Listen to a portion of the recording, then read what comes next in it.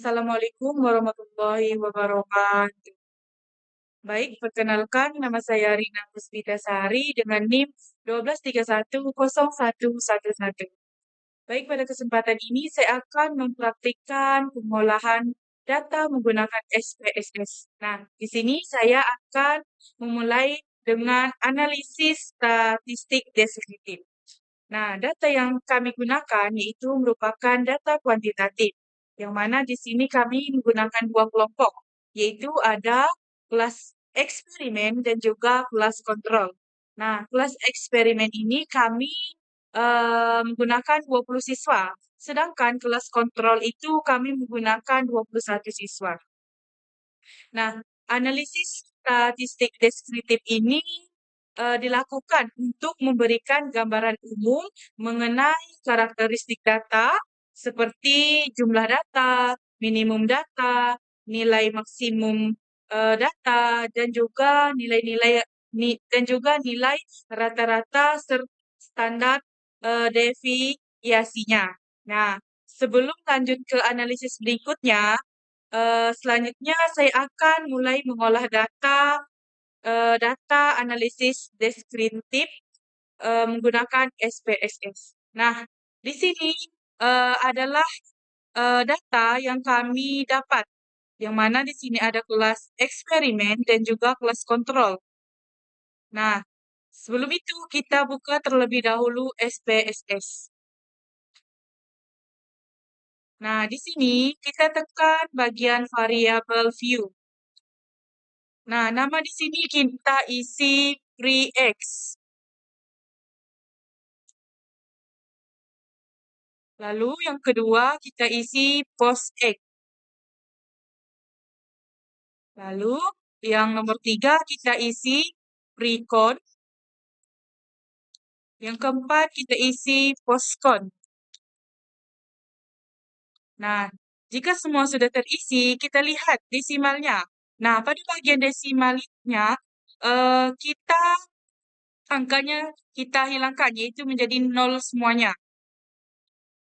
Oke, kita ubah terlebih dahulu. Sebentar. Kita ubah menjadi semuanya.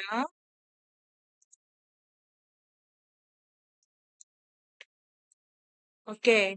Nah, setelah kita ubah desimal menjadi 0, pada bagian yang selanjutnya ini tidak perlu kita ubah. Nah, selanjutnya kita masuk ke data view. Nah, di data view ini sudah ada tulisan free eksperimen, post eksperimen, free control, dan juga post control. Nah, di sini saya akan memasukkan nilai yang ada pada Excel.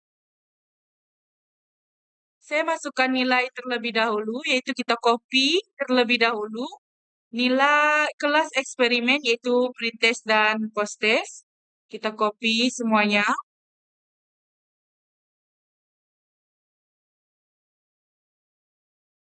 Lalu kita masukkan sesuai dengan nilainya tadi. Selanjutnya, pretest control. Kita copy terlebih dahulu.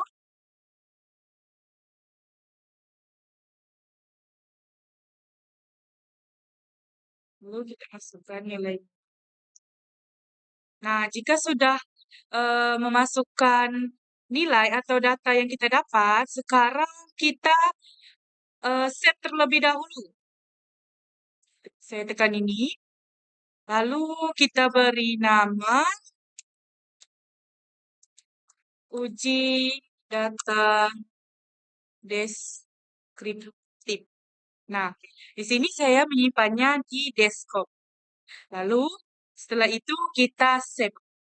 Nah, kenapa harus disimpan? Karena agar data ini tidak hilang dan juga data ini nanti akan kita gunakan untuk analisis berikutnya. Nah, setelah kita simpan, sekarang kita buka analyze. Oke. Lalu kita tekan deskriptif statistik. Setelah itu kita tekan deskriptif. Nah, pada bagian tabel sebelah ini kita pindahkan pada tabel sebelah ini. Oke, sekarang kita tekan kalimatnya dulu. Habis itu tekan panahnya. Seperti itu selanjutnya. Oke, kita pindahkan semua dulu. Nah, jika sudah pindah semuanya, maka kita tekan OK. Nah, inilah hasil dari data analisis deskriptif. Nah, inilah merupakan serangkaian cara kita melakukan analisis deskriptif atau cara kita mendapatkan nilai minimum, maksimum, mean, nilai rata-rata, dan juga nilai defisiasi. Baik, hanya itu saja yang dapat saya sampaikan.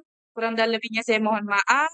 Wassalamualaikum warahmatullahi wabarakatuh. Oke, langsung saja perkenalkan nama saya Putri Melati dengan NIM 123 10120. Nah, di sini saya akan menjelaskan mengenai uji normalitas. Nah, uji normalitas merupakan salah satu uji prasyarat yang dilakukan sebelum melakukan analisis statistik parametri. Nah, tujuan dari uji ini adalah untuk mengetahui apakah data penelitian berdiskusi normal atau tidak. Oke, langsung saja kita buka ke SPSS-nya.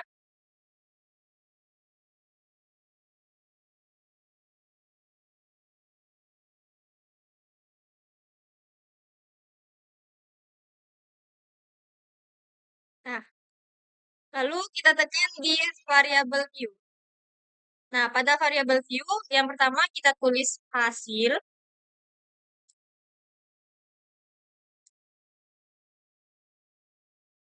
Nah, di labelnya kita tulis itu hasil belajar siswa. Nah, yang desimalnya kita ganti angka menjadi 0. Terus yang kedua kita tulis kelas.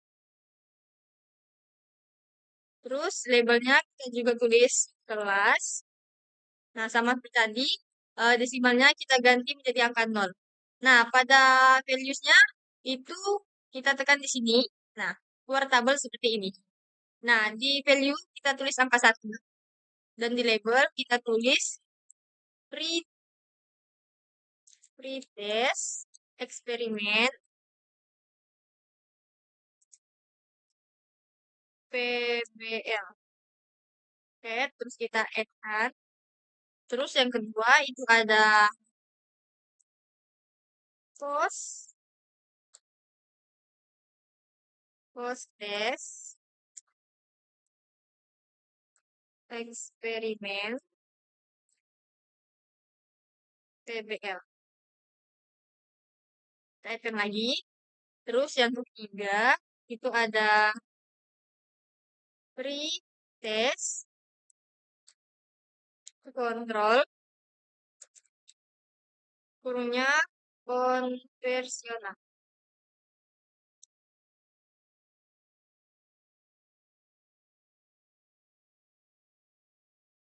Oke, kita add lagi. Terus yang keempatnya itu ada post test kontrol konversional. Nah, udah seperti ini. Terus kita tekan OK. Nah, kita masuk ke data view-nya. Nah, pada data view sudah terlihat ada hasil dan kelas. Nah, kita buka Excel. Nah, karena tadi ada 4 kelas, yaitu ada pretest eksperimen, post-test eksperimen, dan pretest kontrol, dan post-test kontrol. Nah, maka yang pretest eksperimen kita masukkan kelas 1. Terus post-test eksperimen kita masukkan ke angka kelas 2.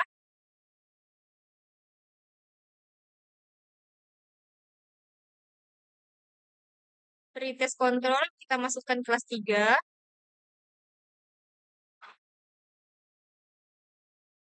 Terus post-test kontrol kita masukkan kelas 4.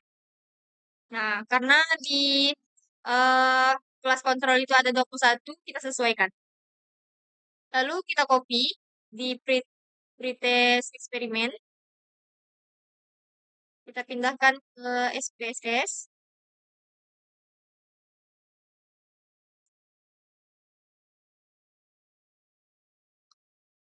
Kita copy. Pindahkan. Terus kelasnya kita ambil kelas 1.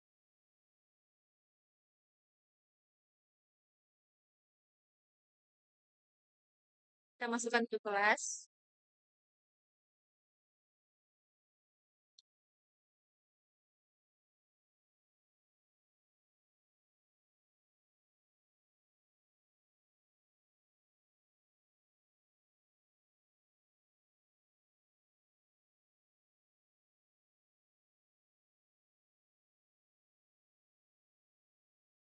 Terus post test di eksperimen. Kita copy. Kita pindahkan ke SPSS.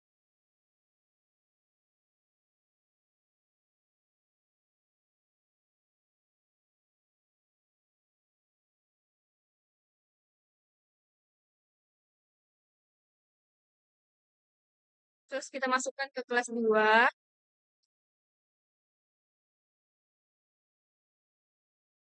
Terus ada pretest control.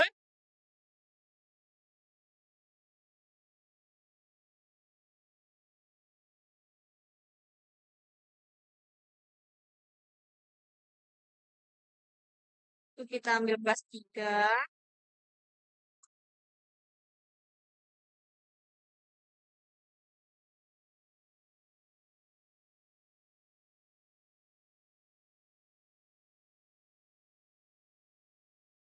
Terus ada post test di kelas kontrol.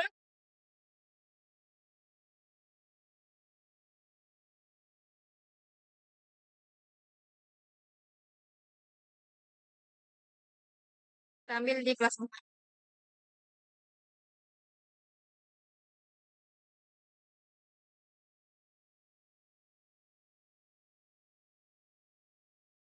Nah, kalau datanya sudah masuk semua, kita save terlebih dahulu agar datanya bisa dipakai untuk uh, uji selanjutnya. Kita tulis uji normalitas. Kita save. Nah, selanjutnya kita tekan analyze. Terus ada deskripsi, statistik. Kita masuk ke explore. Nah, sudah terbuka. Pada hasil belajar siswa, kita masukkan ke dependent list. Kita pindahkan. Nah, terus di kelas, kita masukkan ke factor list. Lalu itu kita tekan plot. Nah, di bagian normality plot ini kita tekan. Nah, maka dia akan keluar checklist. Lalu kita continue. Baru kita tekan OK. Nah, maka hasilnya bakalan keluar. Nah, maka hasilnya bakalan keluar.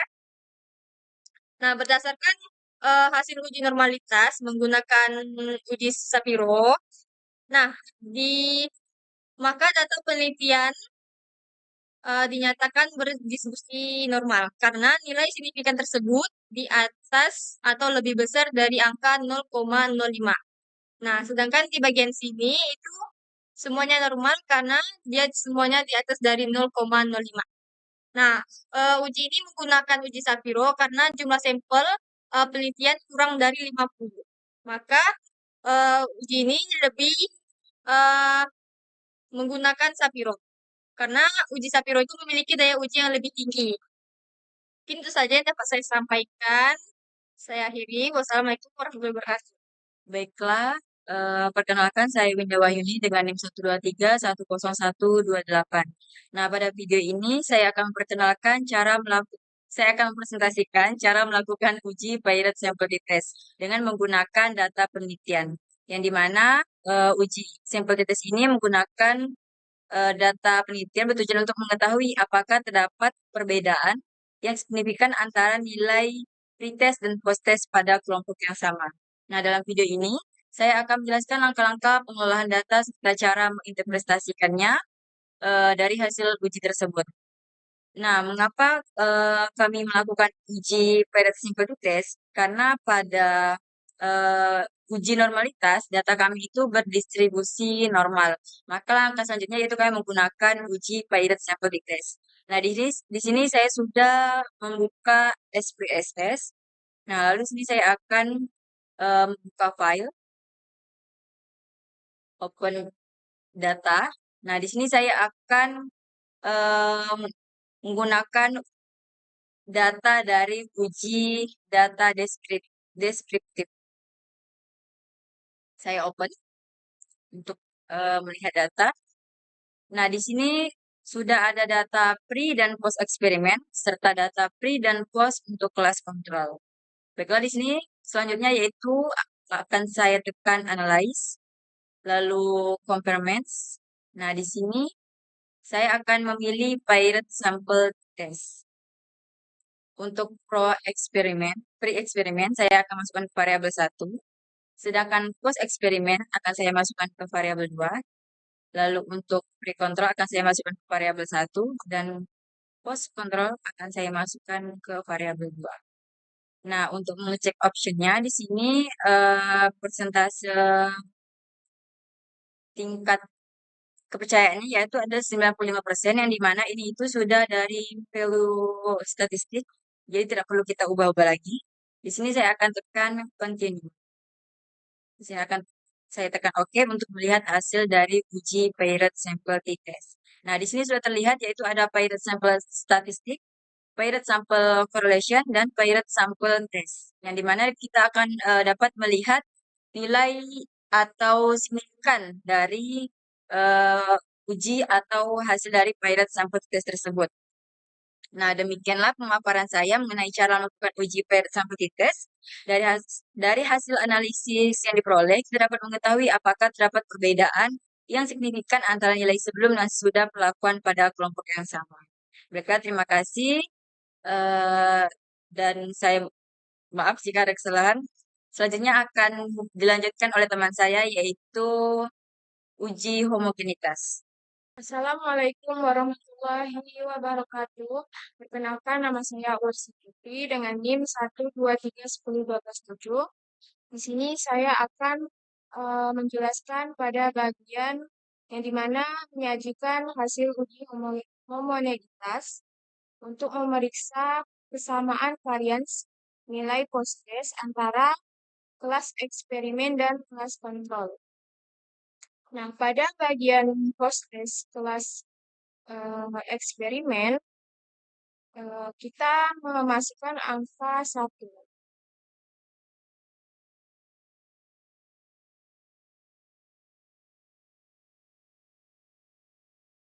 Pada bagian kelas kontrol, kita memasukkan angka 2.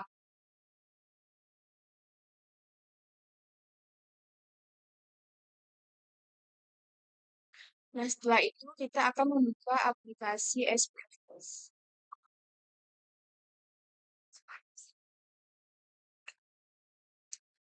Nah, pada aplikasi SPSS ini, kita akan membuka variabel view, yang dimana kita menuliskan hasil,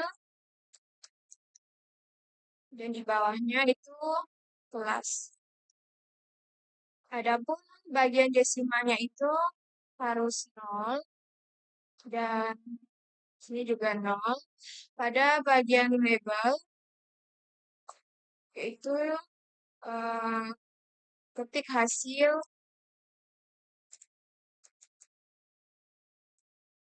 belajar siswa.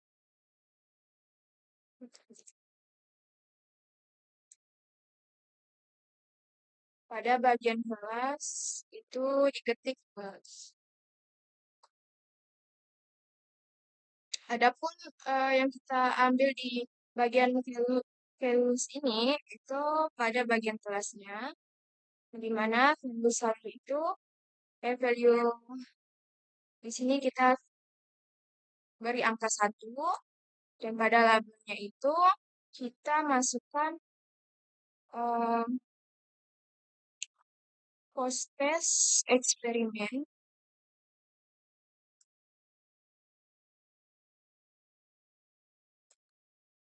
tes kelas eksperimen dalam kurung PPL dan di add, lalu di sini ketik periode 2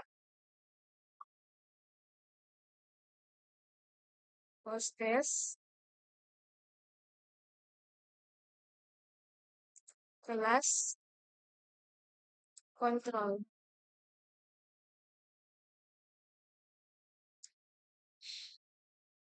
dalam kurung yaitu konvensional.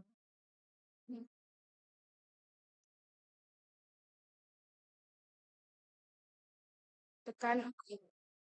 Lalu kita tekan OK. Nah, setelah itu kita akan membuka data view-nya lagi, di mana hasil belajar siswa itu di copy dari Excel. Nah, hasil belajar eksperimen, kelas eksperimen bagian post-test, kita copy dulu.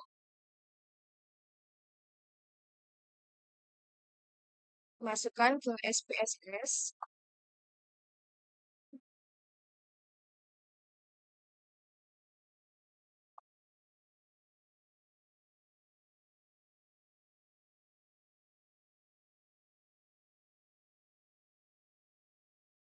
Dan bagian post-test kelas kontrol, kita copy lagi.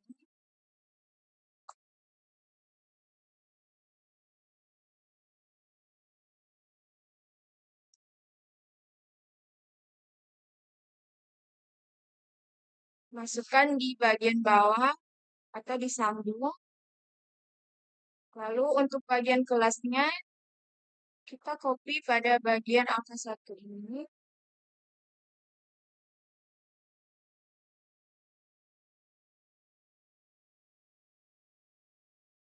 Masukkan di kelas. Lalu pada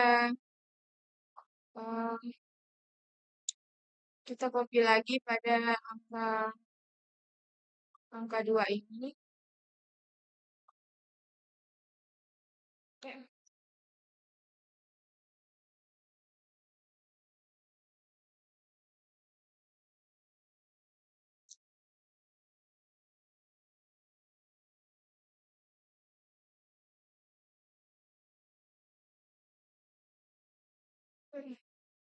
Tapi ada kendala, ada sedikit kendala.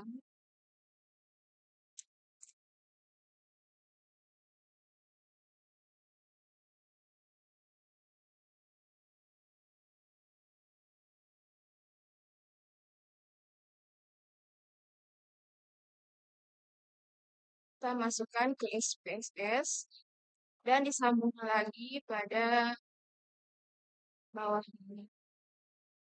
Nah, setelah itu kita simpan dulu.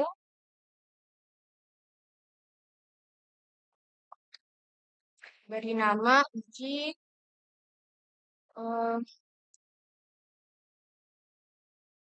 homogenitas.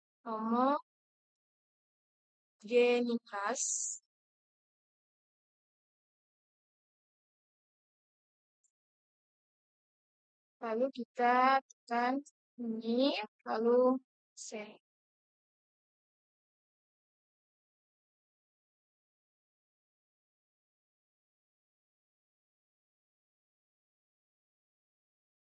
Nah, setelah itu kita buka pada bagian analis, yaitu descriptive and statistic. Lalu klik explore. Nah, hasil belajar siswa ini kita masukkan ke dependent list. Dan pada kelas ini kita masukkan ke factor list. Nah, setelah itu kita klik plot dan kita klik power estimation. Lalu kita continue. Lalu klik pada bagian oke. Nah, inilah hasil dari uji homogenitas. Nah, mungkin sekian yang dapat saya sampaikan. Saya akhiri. Wassalamualaikum warahmatullahi wabarakatuh. Assalamualaikum warahmatullahi wabarakatuh. Perkenalkan, nama saya Elda dengan NIM 123101126. Berikut adalah langkah terakhir dari uji analisis data kuantitatif, yaitu uji independen sample test. Berdasarkan hasil uji homogenitas, diperoleh bahwa varians kedua kelompok bersifat homogen atau sama, sehingga data memenuhi syarat untuk dianalisis menggunakan uji independen sample test. Tujuan utamanya dari analisis uji independen sample test adalah untuk mengetahui apakah terdapat perbedaan rata-rata means yang signifikan secara statistik antara dua kelompok sampel yang saling bebas. Langsung saja, yaitu pertama kita masuk ke dalam file. Setelah itu kita buka open, pilih data, masukkan data uji homogenitas, tekan open, lanjut ke analisis.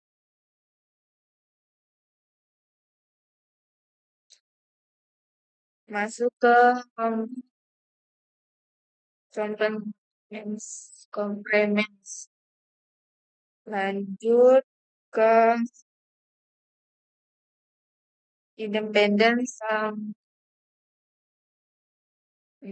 sample test. Hasil belajar kita masukkan ke tes variabel. Sedangkan kelas kita masukkan ke grouping variabel.